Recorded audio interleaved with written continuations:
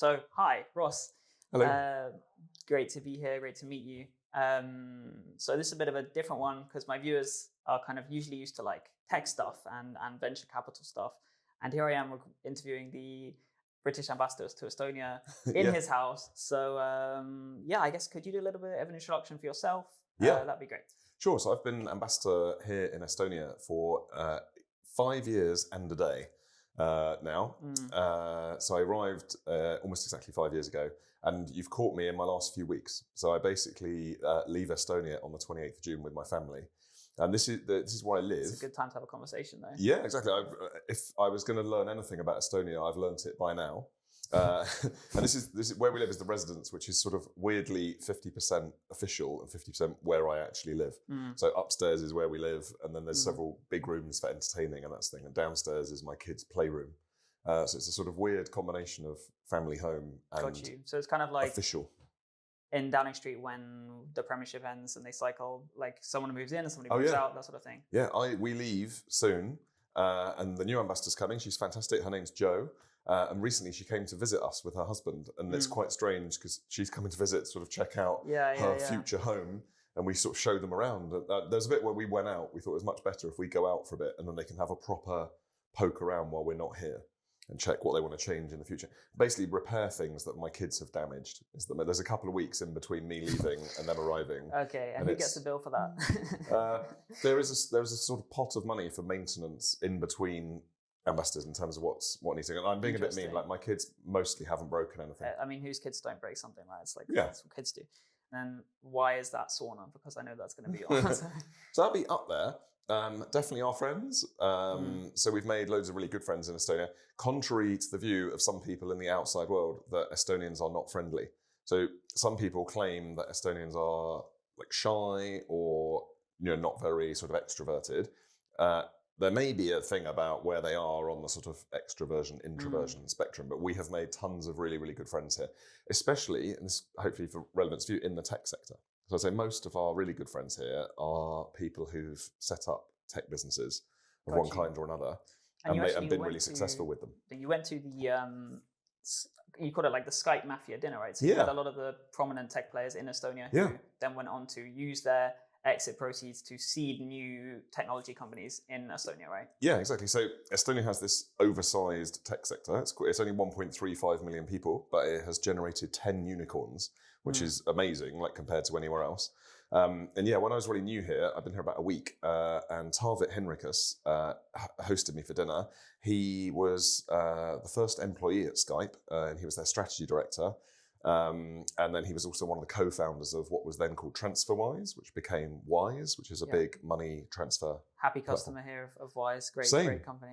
Yeah, most diplomats use them because I get paid in pounds, but I need to spend money in euros. So I'm a textbook. You can send the quick pay link, and then that's your invoice done. It's just boom. Yeah.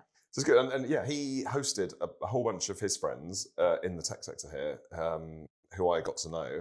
And loads of them from that night I'm still friends with. I basically came home, the way it worked here, I come home and say to my wife, I've met some people, they're really fun. I think we could actually be friends. But they're not just work contacts, these people are nice. Let's all meet up. And we're still friends with lots of them. It's funny you mentioned Tarvit because he, if I'm correct, is a partner at a firm now called Scala. And they're actually an investor in the company that I'm doing some work with in Estonia. So I'm kind of living proof that, investing back into your country can really not to say that I am the talent in this scenario, but attract people to come to your country, attract great tech talent, and making that an iterative, recursive investment process is really, I think it's cool. And I don't think we see enough of it in the UK. There's a real kind of tech nationalism that occurs here. And I think that's definitely something to be proud of. Yeah, the thing I've noticed is that the tech community here is a proper community, and they all know each other. And I mentioned this at this dinner, they were saying, I worked for him, she invested in my company, we went to school together, this thing. They do all know each other, but they actually help each other quite a lot. So there's a degree of competitiveness, of course, and people want to have the most successful company, but they will help each other loads. And they're really helpful. The other thing, picking up what you just said, is that people will, I think now, happily come and move to Estonia to work here because it's great. I met someone last night, first time, he's working for a defence tech company, and he was given a choice of locations where he could work. And he's ex-British Army, and he has picked here because he's heard Estonia's a nice place to live. Well, of course, that is true. But when you're in defence tech, and Estonia is the frontier of freedom in Europe, let's be honest. I mean, other than Ukraine right now, which is suffering the consequences of what that looks like in practice. But, defense tech in Estonia is important, and I'm sure we'll get onto that later in the conversation. Yeah, it is a great place to build a company. And if you need people who are serious about the pressing issues like defense tech, you should be where that threat is felt most sincerely, right? Yeah, I think when I arrived, I got the impression that the tech scene here was heavily fintech dominated. There was a lot of fintechs. And I've been here 5 years, and over that period, I've seen a lot more, particularly health tech companies coming through, and defense tech is the other area. Yeah. So there's now a sort of more of a mix of companies. It's not all fintechs anymore. I have been to Estonia a few times now. I was here in last summer for 3 months, and then I've been here a month now with my girlfriend Ellie, who's helping out behind the camera. And I've something is so fundamentally charming about this country that I'm annoyed about the fact I didn't hear about it earlier in my life. And it's like, I got an invite to come and it was great, and kind of, it feels like a stroke of luck, right? Yeah. I want to know whether or not you think Estonia does a good enough job at marketing itself, especially to British people. I mean, I think they try hard. They do, and they're pretty good at marketing. And sometimes, like the other two, like Latvia and Lithuania, complain that the Estonians are really good at marketing, stealing all the Baltic travel. But maybe, hopefully, my book will help a bit. And I've done my bit personally. I brought hundreds of people over to come stay with us here, and shown. I must have given about 500 tours of the old town in Tallinn. That's a medieval old town. My tours got longer and longer, and I now know more and more about it. And you know all the facts to share and everything. Yeah, and even which ones might be true. So St. Olav's Church may at one point have been the world's tallest building in the early 1500s. That's a great. But nobody knows. That's the one kind of opposite, like near the KGB cells. Yes. Right? Yeah. And the beautifully named Fat Margaret. Yeah. Your viewers can check what Fat Margaret is a tower, not a person. Just to be really clear. Yeah, it's not the cleaner. Yeah. But I didn't know much about Estonia before I came here, if I'm really honest. So I had never been here before I turned up as ambassador, which was a bit strange. I couldn't come because of COVID. It wasn't really possible.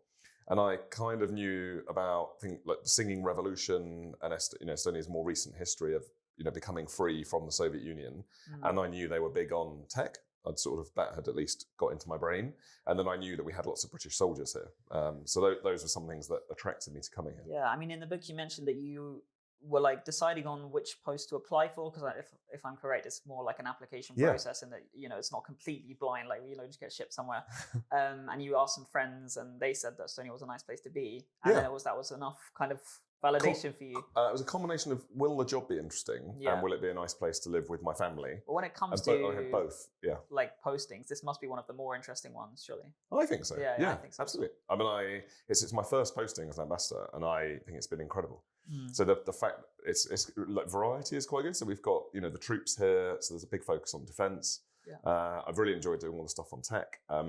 While I was ambassador, we signed a tech partnership with Estonia, so we're doing a lot, particularly in digital government, for each country to help the other one move forward in terms of how digital government works. Frankly, quite a lot of that is the Estonians helping us. I was going to say, you've made it sound awfully bilateral. Yeah. There are definitely areas in which we are helping the Estonians, because we bring like scale. Sometimes scale is useful, and you can test things here at a certain scale, but we can test them at a bigger scale. Getting beyond the limits of my sort of real knowledge, but people tell me, for example, some bits of digital government, our UX or UI is better than the Estonian one, and sometimes the Estonians acknowledge that. They will say their sort of back end is better, but we are quite good at we're good at making it friendly to general public. People, for example, people say gov.uk is actually quite good. I don't know whether you or viewers agree. I would say that it definitely is very usable. And then just to give the balance for you, I did see quite recently that there was a lot of money spent on redesigning the logo for gov.uk, and people were a little bit upset about that. Like, it was a very big contract awarded to literally like move a small dot on the crown. But I won't obviously force you to say anything negative about that. But luckily, I genuinely know nothing about that. Yeah, okay, it's cool. I think it's a nice segue though into like efficiency in government, right? And I think also relating that to digital infrastructure. That was a part of the book that honestly really fascinated me about this country, and it's a huge pull factor for somebody who is like, I have ADHD and I get very frustrated with like complex bureaucratic systems that just make me want to scream. And like the idea that there's the ability to do things online within minutes is like genuinely phenomenal. Love it. You've got to move here. It might be good for anyone with ADHD. I've heard of people moving here specifically because they fit, like anyone who knows that they are a big introvert. If you want to live your life not surrounded by loads of people and noise, Estonia is amazing. You can do everything online. And what Estonians joke that one of the reasons why everything's online is so you don't have to talk to people. You don't have to go down to an office and have a little meeting. And also wait in a queue to go into the meeting itself, right? Yeah. So there's always some annoying little aspect there. Exactly. But I mean, I have found everything is digital, everything works, which is quite refreshing. I use a thing called Smart ID quite a lot to sign, so you can sign for stuff digitally on your phone, right? Yeah. You can, and then even if you don't have even if you just have a normal phone, not a smartphone, you can use a thing called mobile ID, and it's just done by text, and then you can sign basically by text. That's awesome. Yeah, you'd love it.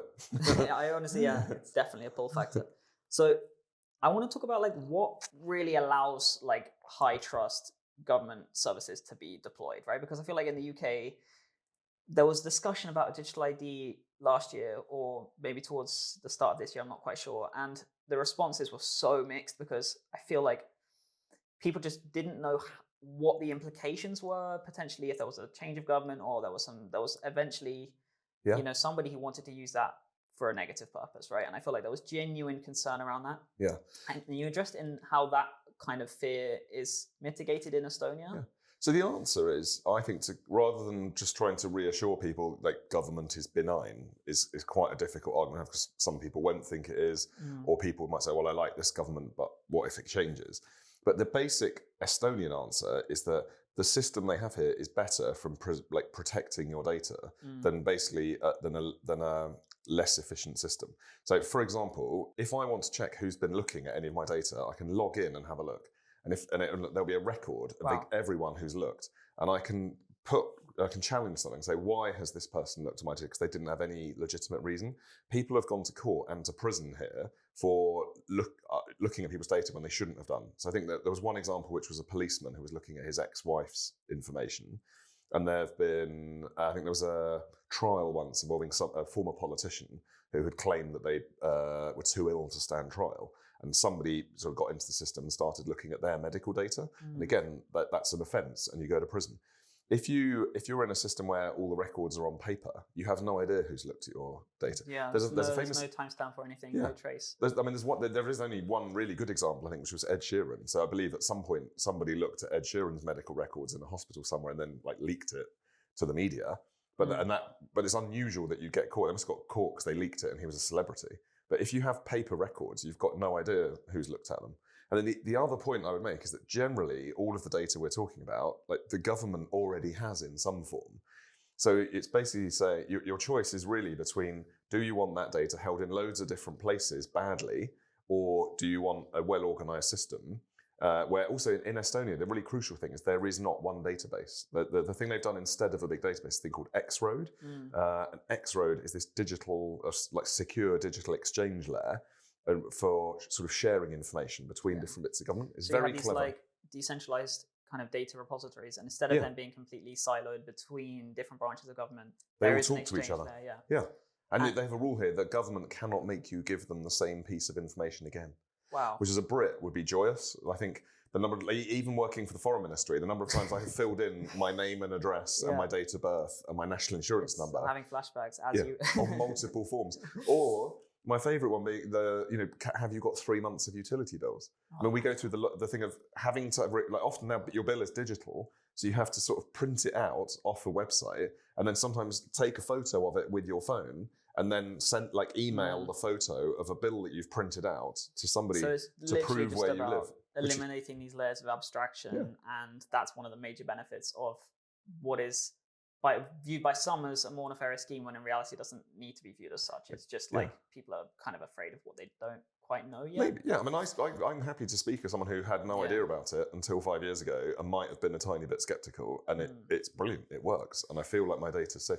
I think also you mentioned that it grew out of what was already quite a fostered digital culture. So there was the Cybernetics Institute that then became the company Cybernetica that developed X-Road, right? Yeah. And so it came out of Estonia. Yeah. And do you reckon that helped enhance the trust as well? Because I reckon at home right now, a lot of the conversation talks about outsourcing some of our government systems to companies that people don't necessarily trust as much as they would a British company or an Estonian company in this case. Yeah, I think that helped. I think for background, the Estonian education system was always really good. It was good, good when Estonia was free between the two world wars.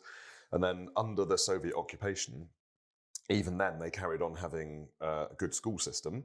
And this Institute of Cybernetics was, I think, set up in around the 60s.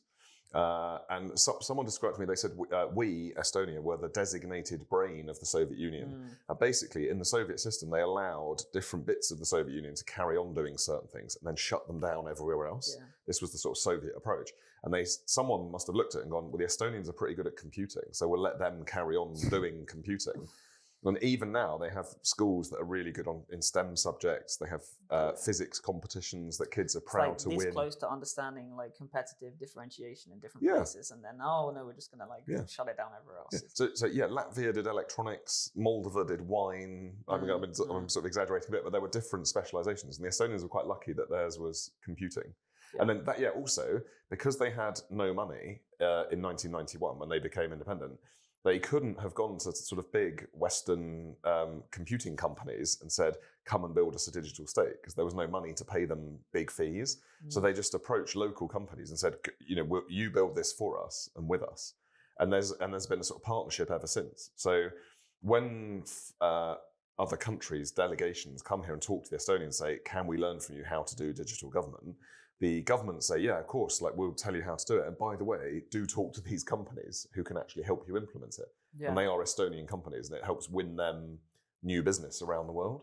And I think that's fine. All countries do this. It's legit to help your countries win more, your companies win more business. I think so too. I also want to talk a little bit about so obviously you mentioned the Soviet Union and how Estonia has obviously a history that's sadly very much interwoven with the Soviet Union. I mean, on my first visit here to Estonia, I'm actually ashamed of how little I knew prior to that. And, my first two Estonian colleagues, but my two bosses, they kind of let me in on the fact that when a country has a re-independence day, it probably doesn't have quite a pretty history when someone has to get independence twice. Yeah. And obviously then it was a steep immersion for me in learning all of the different horrible Well, things. I'll forgive you, because I think you're a lot younger than me. I can tell. I haven't asked you, but 23. Wow. There's also one of the best Estonian words. So re-independence day is taasiseseisvumispäev. Wow. Which is an incredible mouthful. I remember the first time my teacher told me that word, I was like, you are joking. How am I supposed to say that word? But it's a good word. Yeah, and then learning Estonian for you was kind of that's a lot of syllables, right? So was it like a brute force process to get those words in? My method of learning languages is a sort of alternative to being talented at learning languages, is to basically sort of brute force things in. So I like grammar. I have a brain that quite likes grammar. But vocab especially, I just have to jam it in there and keep doing it, and I have little vocab cards and do my best. I mean, I'll be honest, last year I thought about learning Estonian. I got some online lessons, and then my motivation was so strong at the start, and then I just realized, what am I doing? So I was lucky. I started learning it during COVID, and so frankly, there wasn't anything else to do. I was trapped in my apartment in New York, and I thought I might as well learn Estonian. And also, in the job interview at the Foreign Ministry, I had said, if you give me the job, I promise I'll learn Estonian and I will use it. I'll get to the level where I can do interviews and stuff, and I'll use it. So I felt like I had kind of committed to doing it. So this is something I found a little bit bewildering about the book, is that you mentioned that the British government don't necessarily fund language learning for ambassadorial positions unless they think it's necessary, right? But they do for nearly all, if I'm being really honest. So I'd say for about 95% of our heads of mission, ambassadors. Did you feel a little bit snubbed or not? I'm on Estonia's behalf. Okay. So the excuse, I think, for not doing it automatically for all ambassadors here is that only 1 million people speak Estonian. They generally all speak really, really good English. And it's not that much like any other languages. So it's not going to help you that much in the future. It's a bit like Finnish, but not Understood. so if you similar. ever have to be cycled somewhere else, it's But if we invest in teaching our ambassador in Thailand fluent Thai, which I know he has, that's great, because there's lots and lots of Thais and they will really appreciate him speaking in Thai. Or if it's Spanish, it's redeployable. Or the first language I learned in the Foreign Office was Arabic, and that's useful in 1920 countries or something. 100%. So I totally see why, from somebody's, like particularly in the finance bit of the Foreign Office, their point of view, and it would probably take about, I think, 15 months to get from 0 to fluent Estonian if you just did it straight through.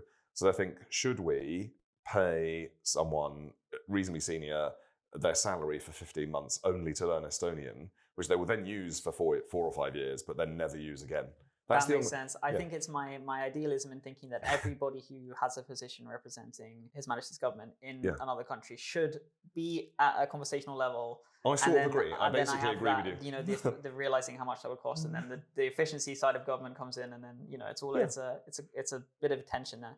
I basically agree with you. I think that is a cost worth bearing because it's good. It has been a massive advantage having had it here. Like most of the, I'm very friendly with all the other ambassadors here from other countries, but there is a degree of competition, and having the language is a big plus. I get to do things they can't. Very much. I mean, you opened your chapter on language with a little funny anecdote of being in quite a sensitive meeting, and they switched into Estonia. Actually, you can retell the story. I was at the main military base, and there was about 6 Brits and 6 Estonians in a room, including me, in a room having a sort of quite sensitive discussion. And then at some point, the Estonians started having an argument amongst themselves, basically, and then switched to Estonian to have this argument amongst themselves. And then the defence minister suddenly said in English, "Hey guys, I forgot Ross speaks Estonian. We should discuss this later," which was quite fun. So I think Estonians think that it's a secret club, and when they're abroad, particularly, they could just use it. So I was thinking of Estonians being like on a package holiday in Greece or something at the buffet, and if you notice that someone else at the buffet is like having an enormous amount of something, and you want to point that out, you think I can pretty safely be rude about someone in Estonian. Because the likelihood of running into another Estonian is so slim. My colleagues have said similar things in that when they speak to when they're abroad and they hear an Estonian person speaking, it's almost like they're in a bubble and they're completely unaware of the fact that, or that they can do a bit of spying, right? And they can listen to this person's very intimate private life that they have no idea anyone else is listening in on. From the perspective of being an ambassador, and being able to, I'm not saying it's like an espionage thing, but you get a lot more intimate from like a knowledge perspective with the culture, right? I think I understand the country better, and then the crucial thing is basically being able to do media interviews in the language. Because day to day, I don't need it that much. I can think of a handful of times where I've gone to a small town somewhere, and if the mayor is someone who's maybe in their 50s or 60s, might not have great English. And then I've done those sorts of meetings in Estonian. That's pretty rare. But the big plus is doing radio and TV, because sometimes you could go on and do it in English, and then they'll add subtitling or something, or like a translator. But that makes for horrible TV. So I get I think loads more invites because I can go on and do it in Estonian. And you've traveled the breadth of Estonia, right? Like you've been to a lot of places here. I mean, it's a big country. So for reference, it's bigger than Switzerland. And of the Baltic states, is it the biggest, I think? I think it's the smallest, although I don't claim to be an expert on the other two. Honestly, I can't visualize a map in my head, but it's large, right? And it's also not densely populated, so you can travel for a long time without seeing anybody. So last week, the Foreign Ministry organised an annual trip to somewhere in Estonia for all ambassadors. It's quite funny. It's like a school trip. So we all turn up at 7 a.m. at the Foreign Ministry, and then we are constantly fed throughout the day. And then everyone lives up to national stereotypes. So certain countries' ambassadors are always late for the bus, and so on. I brought a load of beer with me for the bus because I'm British ambassador. But we got on the bus, and one of the other ambassadors said, "Oh, where are we going?" And I said, "We're going to Rauga." And he's like, "Oh, cool. Where's that?" And I said, "It is in the extreme southeast of Estonia. We're going to be on the bus for 3.5 hours." Wow. So we stopped at my favourite roadside restaurant on the way, which was good for more food, for a little snack. We went the whole length of Estonia, and you hardly ever see people. And he actually, even looking around, the town of Rauga itself has 400 people. And while we were being given a tour, one or two of the other ambassadors said to me, "Where are the people?" Because we didn't really see anyone. It was a Friday lunchtime, and they said, "Oh, well, the kids are at school and people are at work," but we literally saw no people. Rauga municipality has 5 people per square kilometre, and I think I've got this right, we were told that within the parish, like the sort of main area they cover, there are 11 villages that have no people, but they are still technically villages, because there's a house there or something. So it is incredibly sparsely populated. Unbelievable. So I guess then the surprise factor of meeting the British ambassador, who then speaks fluent Estonian, is probably quite fun when they're from their perspective. Potentially, yeah, I hope so. I don't know. I find I still struggle to get used to that, even having been here for 5 years, because I think I'm normal and my kids are good at bringing me down to earth. But I get it that if you live in maybe it was the same in the UK, if someone lived in a really small village and even the Estonian ambassador turned up, you'd be like, oh, an ambassador must be important or something. I think it's also, I don't feel my inner monologue is still me as a 14-year-old. Basically, like an unevolved 14-year-old. Yeah, so it's like I don't think I'm important. Everybody's on their first playthrough of being an adult, and it's just exactly. Yeah. But I also just meant from the perspective of anybody investing that much time to learn Estonian, it's they take it, they treat it fondly, right? They like it. Yeah. Everyone tells me we really, really like it that you've learned Estonian. It's definitely gone down well. Nice. And then the second comment that people make invariably is, oh, we have people who've lived here for 30 years and they don't speak any Estonian, which is a comment that's on a big, some of the Russian speakers here. Yeah, big question about what effective integration looks like, and it's a nice segue into thinking about what Estonia's history with Russia and future with Russia looks like more broadly. So you mentioned kind of like I think it's a nice entry point into this conversation is the Saartse boot, right? It's that little parcel of land that Russia has, and there's a road that runs through it. Yeah. And I think last year there was they plonked some soldiers on it as a little some Russian soldiers were wandering along this bit of road, which, to be clear, that bit of road is inside Russia, but it connects two bits of Estonia. And prior to that, locals had used it, local Estonians, and there's a sign up saying "Don't stop." And I would never have gone down it, even 3 or 4 years ago. Just a bad idea in case I get stopped there by Russians and there's a problem. But because the Estonians spotted soldiers wandering around on the road, they then very, very rapidly discovered that they could actually build a bypass. So prior to that, everyone had told me it would take 2 years and there'd be a long planning process. And then when this happened, they checked and they said, oh, there's this track that goes through the forest that would go all through Estonia. And if we ignore or like temporarily overturn some sort of environmental protection thing, we can widen the track, pave it, and then nobody has to actually go through Russia. So they have now avoided, I think they've closed off the road that would go through Russia. So in the context of what is happening in Europe right now, which is a full-scale invasion of Ukraine that's been going on for 2022. Longer than World War I now. Yeah. It's unbelievable. And on top of that, you still have a state that's finding the time to do these incredibly petty kind of attempts. So would you say it's like norm erosion, or what is the point of these sort of little provocations, do you think? I mean, sometimes with each individual thing, it's quite hard to prove intentionality. And I work for government, so I get the thing about cock-up, not conspiracy, because I have seen many cock-ups.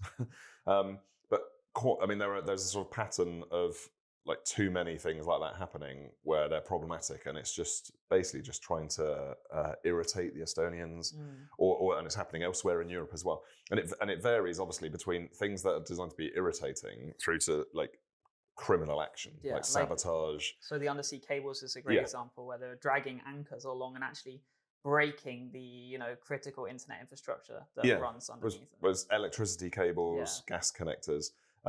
Even with those, if it's one specific ship and there's a storm and the ship has an accident and is dragging its anchor and rips some cables out, like that does, I'm told by experts in this, that does periodically happen and might not be malign. But if it keeps happening, if the sort of number of instances like this and then it goes like that suggests something is deliberate. And I mean, let's be honest, it's a Russian crewed vessel. The playbook has always been, the sort of grey area, plausible, deniable things. But like you say, when there is a pattern that just doesn't make sense, like the statistics don't align. Yeah. There was a big incident in September last year where 3 Russian fighter planes went into Estonian airspace. They were armed. And they were going at high speed, and they stayed in Estonian airspace for 12 minutes. Like that's a really serious airspace incursion. That is not a transport plane accidentally going into Estonian airspace for 30 seconds because they're being lazy and avoiding going round, a small pocket of airspace or something. That was a fairly serious incident. The previous interior minister here, who's a friend of mine, he had his private vehicle smashed up. Ruined by thugs basically recruited by the Russians through Telegram, like paid a certain amount of money. And on that, the Estonians have done a really good job of demonstrating that if you do that, if you take the money and you do something like that, you go to prison for a long time. Or if you don't, if they can, they'll kick you out. You know, if it's people who've got Russian passports or people who are here on a residence permit and they do something like that, they'll just push them over the border. And then they'll show a video of that. They'll say, you know, you're not welcome here anymore, and put out a video of them pushing them over to Russia, saying, if you like it that much, go and live there. But there's been GPS jamming as well. So there's whether it's linked to the border near here or from Kaliningrad, there's been lots of problems with GPS jamming and spoofing. At one point, the airport in Tartu, which is the second largest city here, had to close for a couple of weeks because of this jamming until they put in a new system. So there's all sorts of hybrid grey zone activity. But what's really impressive about the Estonians is like they deal with it and they're really clear about what the problem is, but they're sort of also cracking on with being a successful country. Like do it in a composed manner, and it's like not rising to the bait almost. It's like the Finns. The Finns are really good at this. Yeah. And if you give it to them, you've already lost, right? Yeah. The answer is to be more Finnish / Estonian, and don't say very much, but you know, prepare. So Estonians always say to me, we're not worried, we're preparing. Yeah. There's a big difference between worrying, which is not productive, and preparing. So how does that reflect on like the image that Estonia carries on the international stage, right? It's because I think you wrote about it in your book as well, about how in many ways it's not great because... If you want investors or tourists. Yeah. It's a double-edged sword. I think for a while, a couple of years ago, the Estonian government, people, you know, spokespeople for the Estonian government were saying the Baltics could be next as a sort of wake-up call to like help, you know, saying to other countries, invest more in defence or come and help us or whatever. And then I think at some point they thought, actually, going around the rest of the world saying that we could be next is not great in terms of investors or tourists.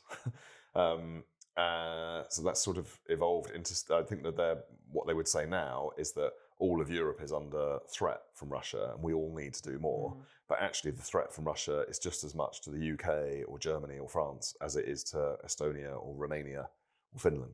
Yeah, and obviously the majority of people watching will know this, but Estonia is a full NATO member, joined in 2004. So Article 5 is very much a real deterrent. And you also wrote that, you know, every time people had this conversation with you, you would tell them that you wouldn't be living here with your family if you didn't believe in it, right? Yeah. Absolutely, yeah. I mean, there's been the odd moment where it feels a bit weird, like things start to feel strange. So I remember at one point I was flying from Helsinki to Tartu Airport, and you know, we were coming into land quite low. I've taken that flight a few times. The Finnair propeller planes. Right? Exactly, it's quite fun. But we're sort of chugging along at about, I don't know, like 300 meters or something, about 2 minutes before landing. And because I've got phone signal, my phone rang, and it was someone in the British military who rang me and said, "Oh, just letting you know, there's been reports of drones in South Estonian airspace, and we're just like checking out at the moment what's going on. But I just thought I'd better let you know." And I just instinctively looked out the window because I was in a window seat. I was like, "I'm in South Estonian airspace. Yeah, exactly. Where is this drone?" More recently, like my Norwegian counterpart here, the Norwegian ambassador said he was up on the coast and could see smoke on the horizon from a Russian oil terminal that the Ukrainians have successfully hit with drones fired from Ukraine. Long-range sanctions fired from Exactly, yeah. I mean, which I think, you know, he and probably I would be quite happy to see, but it does bring things like that, bring it home to you. When the rest of the time, I just think, I live in a nice EU capital with a cinema and ballet and opera, and my kids go to a nice school and there are nice restaurants and that thing. So there is sometimes a weird disparity between those things. Also, it's just easy to be spooked when it's something you're not used to, right? I mean, I was in Tartu yesterday and I had downloaded the Ole Valmis app to get warnings, but I obviously hadn't configured it properly or something, because everybody had this warning that there was a it was about 3 o'clock? Pre-recorded drone thing that was happening, and it was just a test. But for a moment, I was just really deeply uncomfortable. And you just think about, you know, there is a country in Europe that's currently going through this every single night. Yeah. And for a moment, it was just too real. But then, you know, the following day, and everything's wonderful and beautiful, and then you just realize that in Tartu is a city that's 50 kilometers from the Russian border, and life is so normal and so free, and you really are in the West, right? You're in a liberal democracy that's just been menaced by a neighbor for so long. Yeah.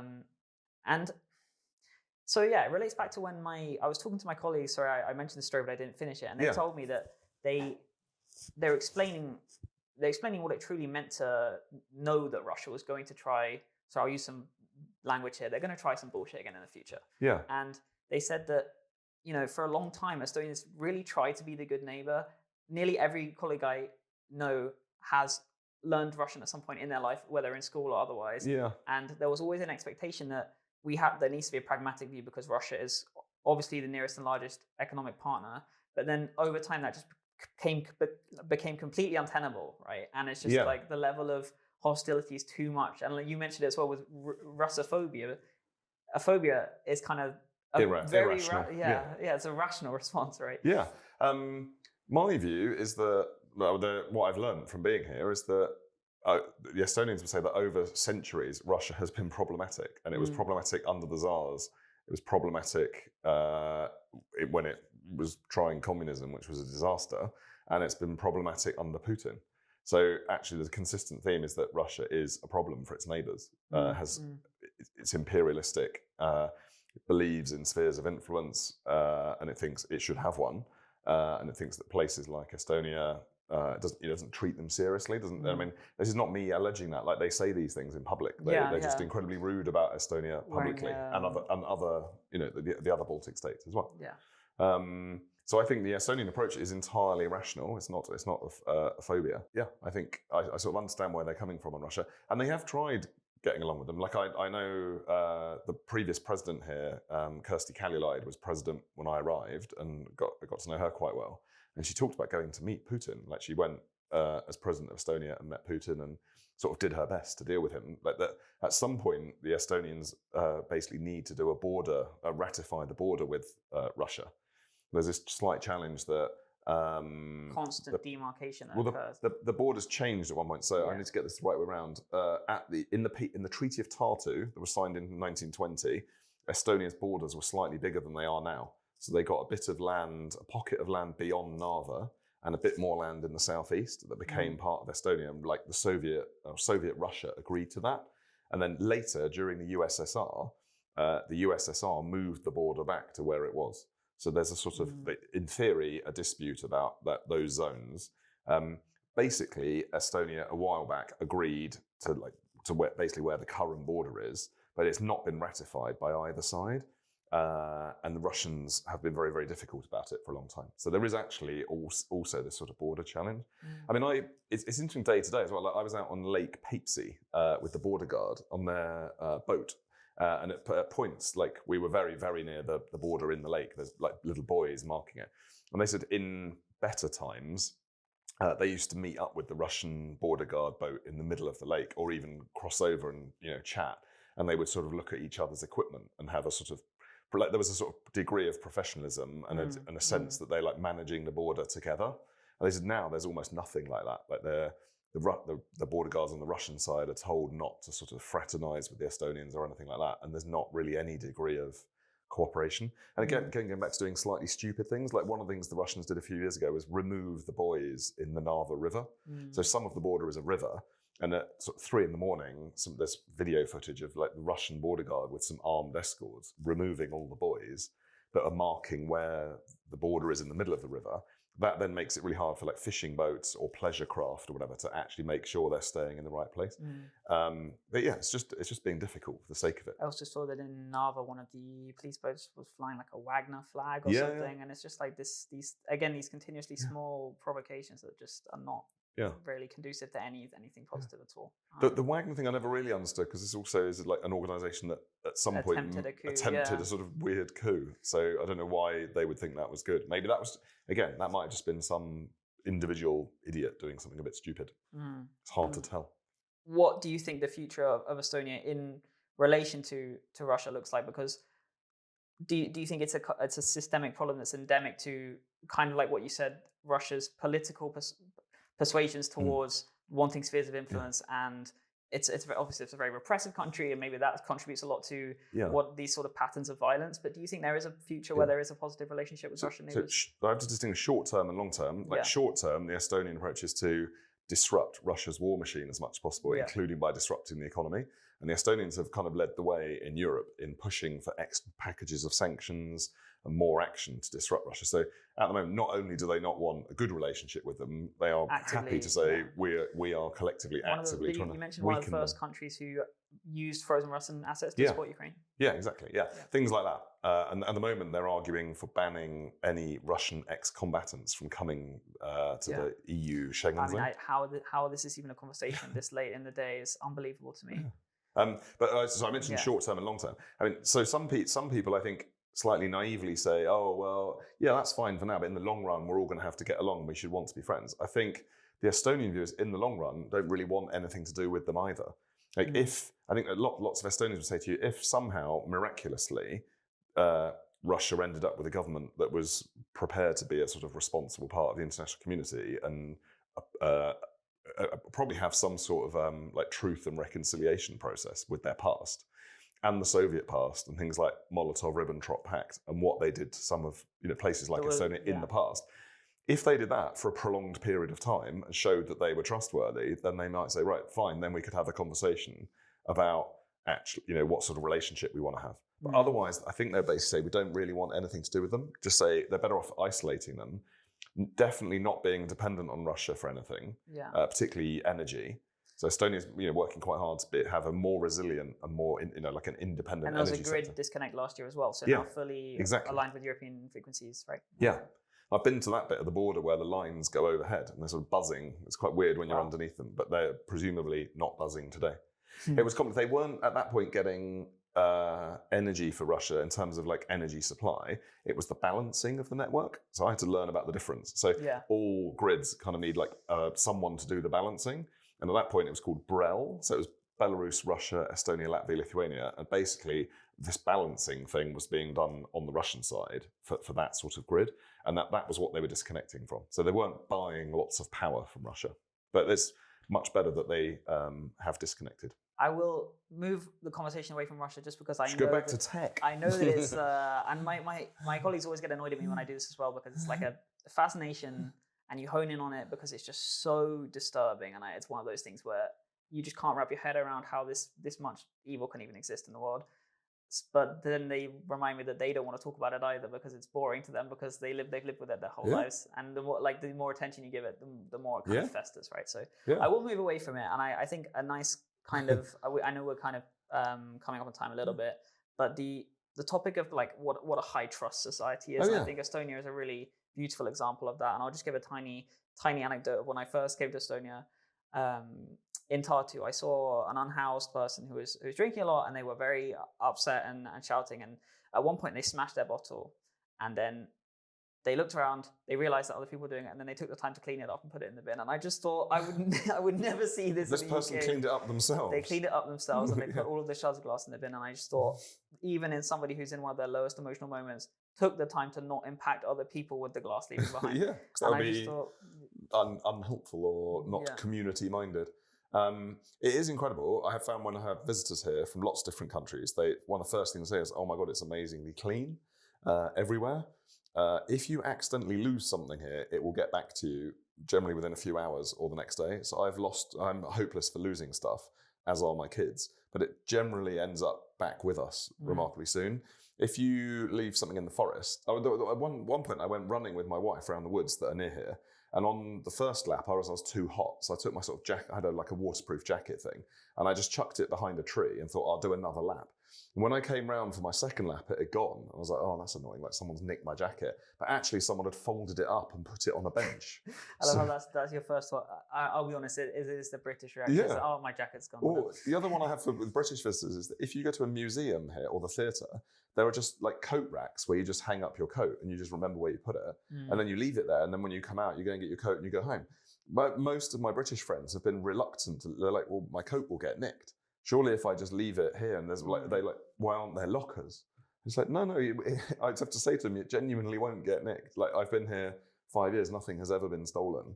So it's remarkable. My last one is just kids going to school on their own. You see 6, 7, 8-year-old kids just walking or sledging or biking to school or going on a bus. Now, I guess unaccompanied. this is a personal question that I thought about asking you when I read you write about this, because your kids have gone to school in Estonia. I imagine you've probably let them walk on their own at least once or twice. Yeah. So would you continue to let that happen in the UK?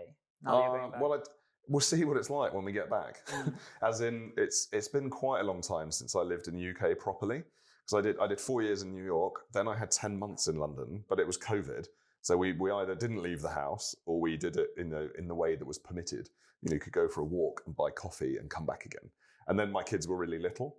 So I think it depends where we'll be living. So we're moving back to a place near Oxford and I'll check out the area. But I also think the law is different. So I also don't want to get arrested. Oh, that's true. I have no idea. So. Yeah. People have told me, I think, that I really should check this afterwards, that I think in the UK you cannot leave under 14s unaccompanied. Whereas can be like here, if me and my wife want to go for a run at the weekend, we would just say to our kids, watch TV, don't open the door, and we'll be back in 45 minutes. And then it's fine. Like literally all Estonians do that.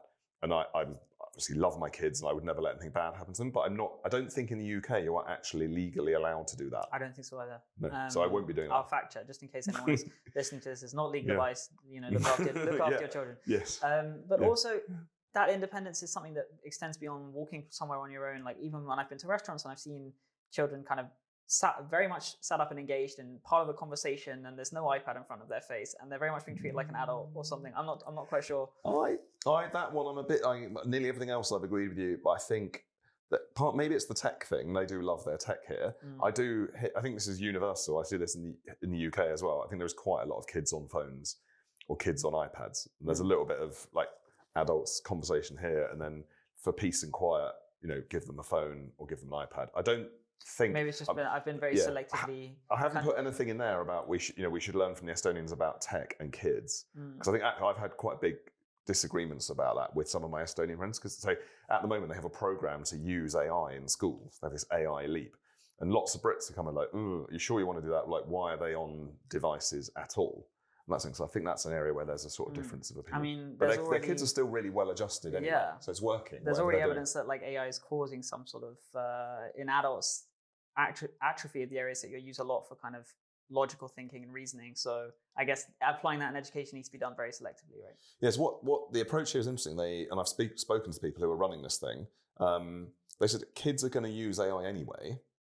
It's a fact. So it's about how they do it. So what they've done, they worked, I think, with OpenAI to make a bespoke version of the platform, which applies what is grandiosely called the Socratic method.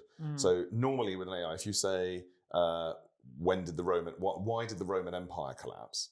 Like the AI just gives you the best possible answer it can think of. Whereas with this Estonian school version, it will say, how much do you already know about the Roman Empire?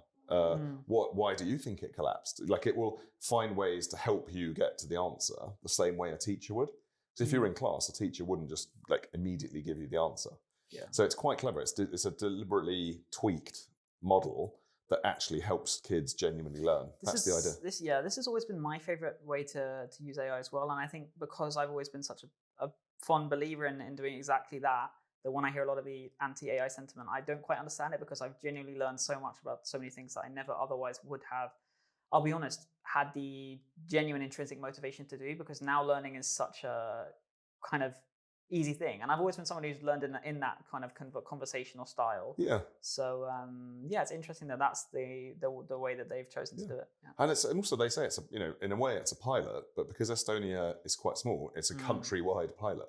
So I think in the UK we're going to try a pilot in a number of schools probably next year.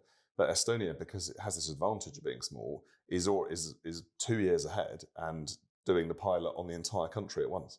And that means there's loads of interest in what's happening here from the big AI companies and other countries to watch how it's going and learn from the Estonians, because they're ahead of everyone else on it. I think it's intriguing what you said as well about the fact that they would be using this technology anyway, right? Exactly. So there is a pilot occurring, whether or not people like it or not, and it's just like, are we piloting it, or are we like letting there be a guinea pig generation without any kind of steer in the right direction whatsoever? So I mean, in Estonia you see so many flags of the Estonian flag. Yeah, we have a little one you here. See, I personally think it's a very aesthetic flag, and also when you come here in winter and you go to any bog, you will see this exact flag on the horizon, the lake, and then the black tree line, and then obviously the blue sky.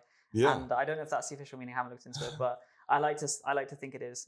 There is. So if you're visiting in the Old Town, if you go near Tall Herman Tower by the Parliament, on the sign there's a really good explanation of where the flag came from. So I think it was nice. one of the student society flags, originally the colours.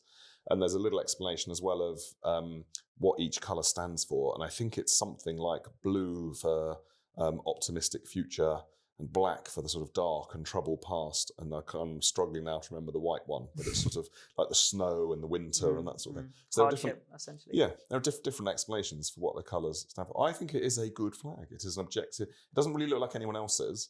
There are sometimes, like in pub quizzes and things, if you get one that's sort of red, green and yellow, or red, yellow, black, you think, oh, is it Belgium? Triggers an is it immediate Germany? mental, like you understand that it's Estonia straight away. And I also... Yeah, this is a good flag. It made me question about what it means to fly a flag. And I think in a country like Estonia, there's such a great unifying reason to fly a flag of a country that's struggled to maintain identity under so many different types of occupation in so many different periods of time. So two really important things about the flag. One is, for decades, or under the Soviet period, Estonians couldn't wear clothes in those colours without risking being arrested. You couldn't walk around in blue, black and white without risking being arrested. And also, for that prolonged period, loads of families here hid their flag, buried them in the garden, or bricked them up behind the chimney place and things like that. So in 91, loads of people brought out flags that they'd been hiding, or their family had been hiding for maybe 45 years.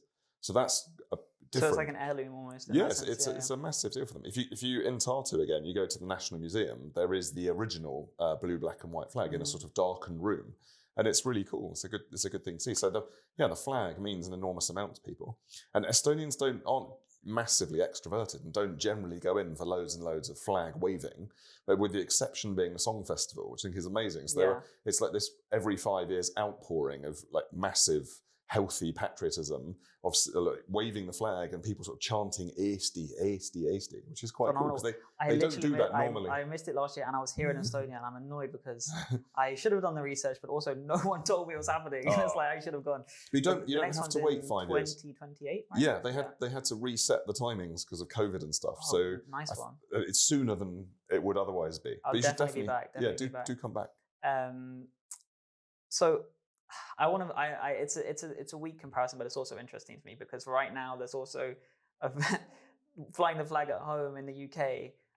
Some people think that it's unacceptable to do, and some people also think that it's just about the way you fly it. And it's like at the end of the day, we are talking about pieces of cloth with colors on them, and it's hard to conceptualize what it means to do that because you mentioned healthy patriotism, right? Yeah. Do you think that Estonia's taught you something about healthy patriotism? Yeah, I think so. Yeah. Yeah.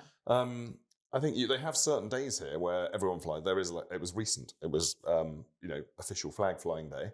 They also have a rule here that the rest of the year you cannot fly the normal flag, but you have these little pennant ones that are sort of very long and ribbon thin. Ones. Yeah, they're quite cool. I am I was born in 1978, so I'm quite old. So I can remember growing in different periods of my sort of childhood / youth.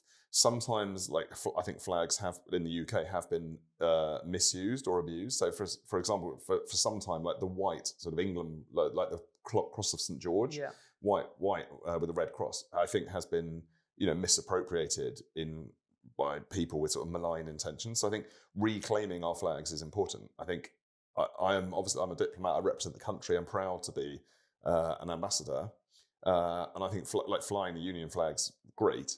I sort of get it why there's a difference in if a council somewhere say, right, great, we're all very patriotic and we're going to buy a really nice flag and fly it properly from a flagpole somewhere central and then have events there, that's great.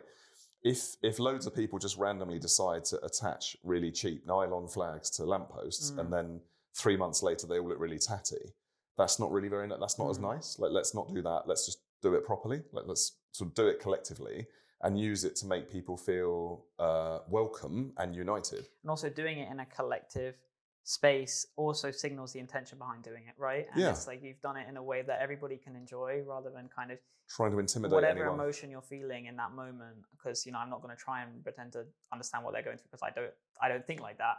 But I don't think they've made it's a split second decision to put these things up in a very haphazard way almost. It's always important to think. It's not thought through. You have to think, will this still look good in a year's time? It won't. Or if you're going to put one up, when when you're going to take it down again? That's the thing. It's good to have a plan. Like we do replace ours periodically as well. Because if it's flapping outside the front of the embassy for a couple of years, after a while it needs to come down, and you replace it with another one. Make sure you're doing it respectfully. You are now the outgoing. Is that the correct terminology? The outgoing ambassador. Yeah. There was a little tiny thing in your book I wanted to ask you about, is that you felt like you needed to give the incoming ambassador a little bit like breathing room, a little space to settle in and not stay in Estonia. Yeah. Do you think that's important? Yeah, there's a sort of tradition inside our system that once you've left, you go away for a while. So one thing that's quite awkward for some people is if the previous ambassador stays on.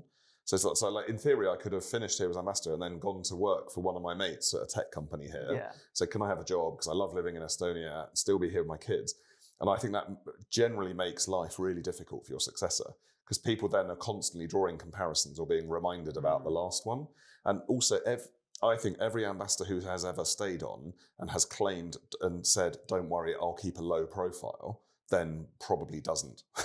Because you just know. I mean, you probably still get invited to things if you stayed here, and I guess I don't know. You have set a high bar though when it comes to learning the language and participating in the biggest national expression of. Yeah. My example is football managers. It's really a bit of a cliche to have like football analogies, but